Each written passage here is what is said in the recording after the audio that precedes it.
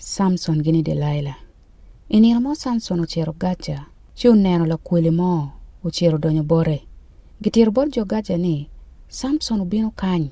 Chigurumu kaberu nuwako, guburu gukure dok chiel megang meno di wo bene.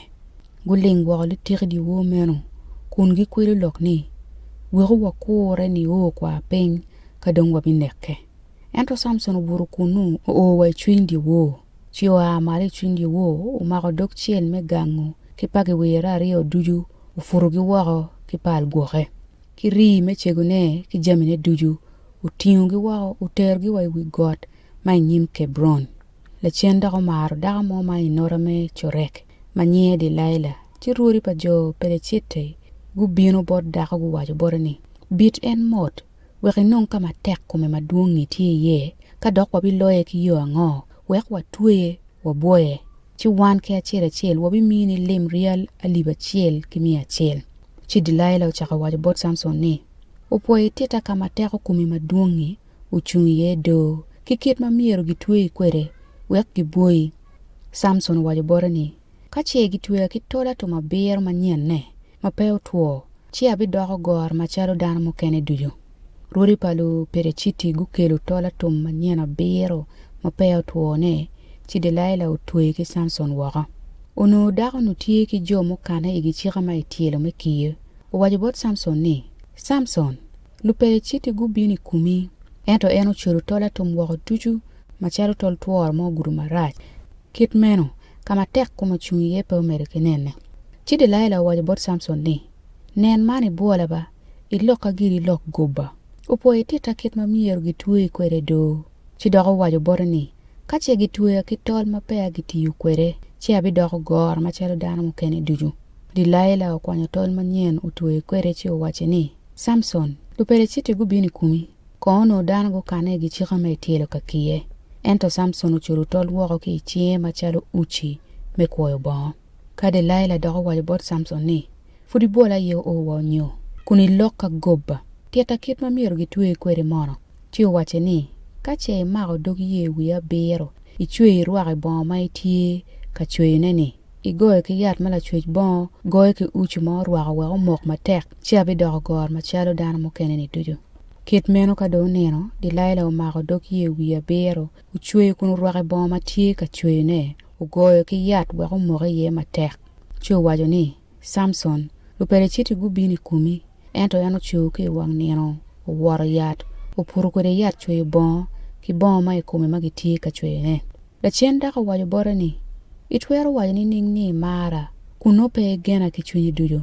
Man do ibola tiyan mea deke, kun pe tita kama tek kumi maduongi uchungi ye. Kadako beru kadide matek ki loke neno ki neno, kun loko ki tek. Umiyo chunyo bale meto wako, chi utero bod dako ni gen dujo matiye ichunye, kun wache ni, liyeri pe guru wia, piena bera jula pa ruot, chaka ki ikara magi nywale ye. Kache ye gilielo ye wia, chi tek kuma bi weka wako, abidoko goro, aberu machalo dan mokene dujo. Ka Delilah oneno ni dong utieko tete lok ma ichunye duju, uchwalo kwena ulungururi pa jo pelechiti kun wache, ubin kong dong kicheli, piendo tete lok ma ichunye duju, ruri pa jo pelechiti gubino kun gikelo kilimbe ne chingi. Delilah umiyo Samson oneni choye, chigi lungo la cho mo, umiyo lielo dog ye wia bero ni wako. Chi dako chako time ma let, chi tek kuma wako ki kume. Ka dako wajo ni, Samson, lupere chiti gubini kumi, chi ucho wako ki wang neno, kun tamo ni, abikaro wako ki kit machon cha, ateo gi wako ki kuma. Unope nge ni ruot utiro wako ki kume. Lupere chiti gumare, gukolo wang wako, gutere gadja, gutwe ki atego mola, uberu karegu bel imabuch, ento yuwi uchako lot dore, inge lielo ne.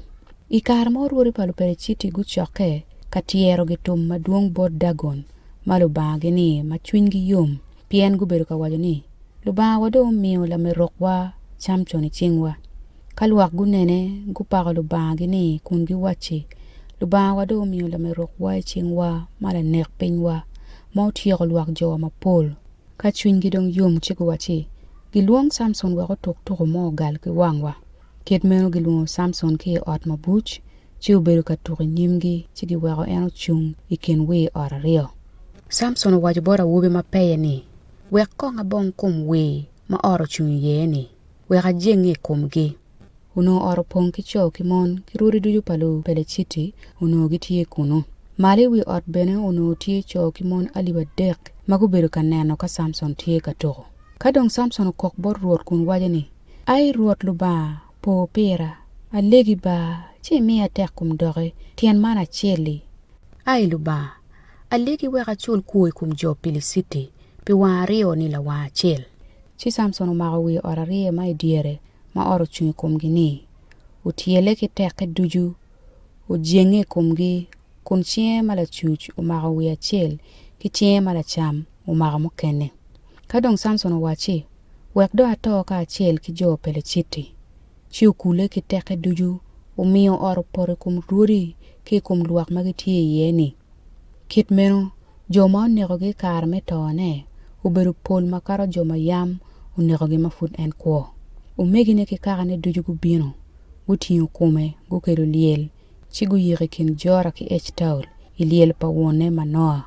Ubedo langol kop I Israel pi mwaka 20.